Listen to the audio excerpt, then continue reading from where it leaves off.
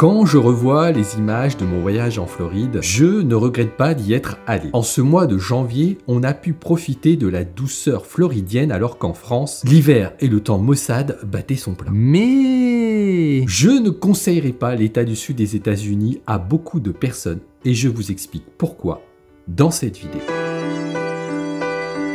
On démarre par un détail auquel je n'avais pas pensé avant d'y aller. La Floride, c'est bigrement plat. Imagine, Orlando, au cœur de l'État, est situé à 34 mètres d'altitude et Miami, au sud de la Floride, est à 2 mètres d'altitude. Ce n'est pas très grave en soi. La végétation est abondante. De petits plans d'eau cassent un peu la monotonie de ces paysages. Mais quand il faut conduire plusieurs heures sur ces routes droites, plates et avec un unique paysage, ça peut faire un peu long. Et par moments, je comprenais pourquoi je n'avais jamais ressenti cette lassitude de conduire dans l'ouest des États-Unis, dans les beaux paysages de l'ouest américain. Alors, soyez prêts avant d'y aller. La Floride, c'est très plat. Et petite question quiz. Pour justifier mon propos, connaissez-vous l'altitude la plus élevée de Floride? 105 mètres dans le nord, à l'extrémité de l'Alabama. Je vous le dis tout de suite, la Belgique va vous paraître le Népal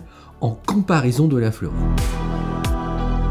En ce mois de janvier, le climat de Floride est un atout majeur et l'une des raisons pour lesquelles on y est allé. Je vous conseille d'ailleurs d'y aller l'hiver dans cet état. À Miami, on avait un petit parfum de début d'été en France, avec une vingtaine de degrés dans l'après-midi. Sachant que l'amplitude thermique entre le jour et la nuit n'est pas très importante en Floride. À Orlando et sur le bord de la côte Est, on a peut-être plus un climat de mois de mai en France, en ce début janvier en Floride. Mais par contre, on s'est dit, waouh, le temps doit être insoutenable pendant les mois d'été. Les températures dépassent allègrement les 30 degrés. En soi, ce n'est pas très grave, mais il faut ramener ça au taux d'humidité qui est assez important dans cet état. Je n'ose pas imaginer la moiteur qui doit régner. En France métropolitaine, on a rarement un climat comme celui-ci. Et puis, qui dit chaleur et humidité, dit moustique. Comme nous a très bien résumé un des pilotes d'Airboat, le problème en Floride, ce ne sont pas les alligators, mais bien les moustiques. Alors, de ce côté-là, et c'est l'avantage d'y aller en janvier, on n'a eu aucune piqûre de moustique. En résumé, ça va être assez simple. Si la Floride vous intéresse, je ne saurais vous conseiller d'y aller pendant les mois d'hiver en France, et c'est tout, à moins que vous aimiez les chaleurs tropicales. Bon, la Floride, c'est sympa, on va y repartir, mais il y a un truc qui serait aussi sympa, c'est que vous appuyez sur ce bouton like et en même temps sur l'abonnement qui va bien. Car rendez-vous compte que seulement 5% des personnes qui regardent les vidéos de la chaîne sont abonnées. Alors défoncez-moi ce bouton s'il vous plaît. C'est fait? Ok? Bon, allez, on peut repartir au sud des États-Unis. Posez-vous bien la question avant de vous rendre en Floride.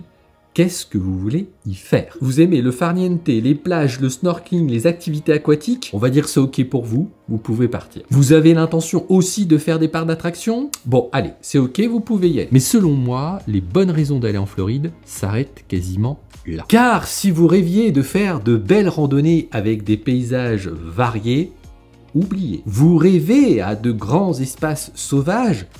Alors soit il y en a, mais comme il y a beaucoup de bayous, ils sont pas très accessibles. La Floride n'est pas l'Ouest américain, clairement. On ne va pas chercher la même chose quand on vient dans le sud-est des États-Unis. Miami est une ville sympa qu'on pourrait comparer à Los Angeles. J'ai franchement bien aimé Miami. Mais Los Angeles a, selon moi, un énorme atout que n'a pas la ville de Floride, c'est son environnement extérieur. La montagne n'est jamais loin de la ville californienne. Les bords de l'océan sont plus variés. La Californie offre une pluralité de paysages que n'offre pas la Floride. Vous avez peut-être l'impression que j'insiste énormément avec ça, mais attention, quand on pense États-Unis, on a tendance à mettre la Floride et la Californie en balance et se dire je vais dans quel état. L'expérience sera très différente entre les deux destinations, c'est indéniable. Il faut donc vous poser la bonne question.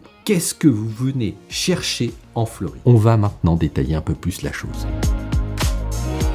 J'entends souvent des personnes vouloir se rendre en Floride pour aller à Orlando au paradis des parcs d'attractions. Bah du coup, je me suis projeté pour faire la même chose. Ah, mais j'ai rapidement déjanté. 1200 € pour nous 4 pour 2 journées dans 2 des parcs Disney. C'est une blague. J'ai cherché. Pas moyen de prendre moins cher sur le site internet de Disney. Impossible sur ce foutu site internet de prendre un billet pour une journée dans un seul parc. J'en demandais pas plus. Du coup, j'ai recherché une solution. Se rabattre par exemple sur Universal. Eh bien, comment dire, c'est guère moins cher à la journée et quand je regarde en détail le parc, j'ai l'impression que c'est un copier-coller de celui de Los Angeles, qu'on a déjà fait. Ah oui, j'ai oublié de vous préciser quelque chose d'important. Les parcs et moi, ça fait 2. Et puis on peut dire que la petite famille n'est pas de grands amateurs de parcs d'attractions aussi. Alors vous vous doutez bien que dépenser tout cet argent pour faire des attractions qu'on a déjà fait soit à Disney en France, soit à Universal à Los Angeles, j'ai préféré qu'on mette notre argent dans des activités inédites comme un match de basket NBA, voir le circuit de Daytona, faire de l'airboat ou encore mieux, naviguer dans la baie de Miami. 2 heures dans un bateau privatisé avec un marin français pour moins cher que des places pour avoir le droit de faire la queue pour des attractions. Bon, ok, j'arrête, j'ai pas envie de me mettre à dos tous les aficionados des parcs d'attractions. Mais c'est juste pour que vous compreniez où je voulais en venir. Mais rassurez-vous, on a quand même fait un parc d'attractions à Orlando, parce qu'en dehors des 3 grosses chaînes que sont Disney, Universal et SeaWorld, il y en a d'autres. Alors c'est vrai qu'au départ, on avait envie d'un bon parc d'aquatique, de se mettre en maillot de bain avec la chaleur floridienne. Bah non,